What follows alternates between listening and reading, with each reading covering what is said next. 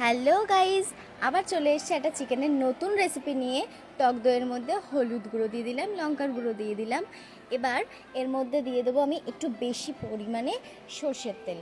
সর্ষের তেলটা দিয়ে ভালো করে ফেটাবো যতক্ষণ না পর্যন্ত আমার এই দানা দানা ভাবটা টক দইয়ের থাকবে। দিয়ে চিকেনটা দিয়ে ভালো করে ম্যারিনেট করে রেখে দেবো আমি মোটামুটি 1 ঘন্টা মতন। ভালো করে মাখতে হবে যাতে মশলাটা পুরো ভেতরে ঢোকে।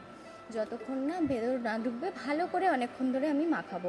মাখিয়ে 1 ঘন্টা মতন রেখে দিই। এবার আমি এখানে পেঁয়াজ, আদা, রসুন, টমেটো সব কিছু কেটে নিয়েছি। যে তেলের মধ্যে এবার জিরে, ধনে, দারচিনি, গোটা গরম মশলা যেমন দেয় তেমন দিয়ে ভালো করে নাড়িয়ে যখন একটা সুন্দর গন্ধ বেরোবে ঠিক সেই সময় আমি দিয়ে দেবো পেঁয়াজ কুচি। পেঁয়াজ কুচিটা বেশ ভাজা ভাজা করবো। পেঁয়াজটা এই পরিমাণে লাল লাল যখন ভাজা হয়ে যাবে তখনই আমি এই বাকি মশলাগুলো দিয়ে দেবো, যেগুলো আমি মশলার জন্য গ্রেভির জন্য যেগুলো করে রেখেছিলাম।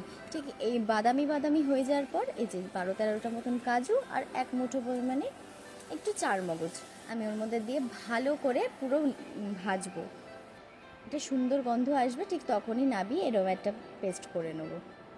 পেস্ট করে নেওয়ার পর এবার আমি তেলটা গরম করে নিয়ে ভালো করে আলুটা ভেজে নেব। হলুদ গুঁড়ো আর একটু নুন দিয়ে ভালো করে আলুটা লাল লাল করে ভেজে নিয়েছি। এইবারে আমি ওই পেস্টটা তেল গরম করে ওই যে ব্যাটারটা বানিয়েছিলাম ওই পেস্টটা আমি দিয়ে দেবো। ভালো করে একটু কাঁচা গন্ধটা চলে যাওয়ার পর এই যে দেখো ম্যারিনেট করা মাংসটার মধ্যে থেকে তেল বেরিয়ে গেছে। ব্যাস, আমার আর জল দিতেই হবে না। এই যে এখন চিকেনটা দিয়ে দিলাম, এই চিকেনটা এবার আস্তে আস্তে জল বেরিয়ে যাবে। একটু কালারের জন্য আমি কাশ্মীরি লঙ্কার গুঁড়ো ইউজ করেছিলাম।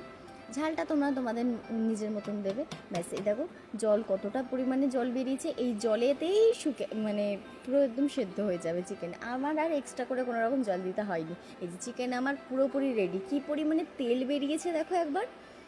চিকেনে আর আমার জল দিতেই হয়নি। ব্যাস, এবার আমি আমার ঘরে বানানোর গরম মশলাটা দিয়ে দিলাম।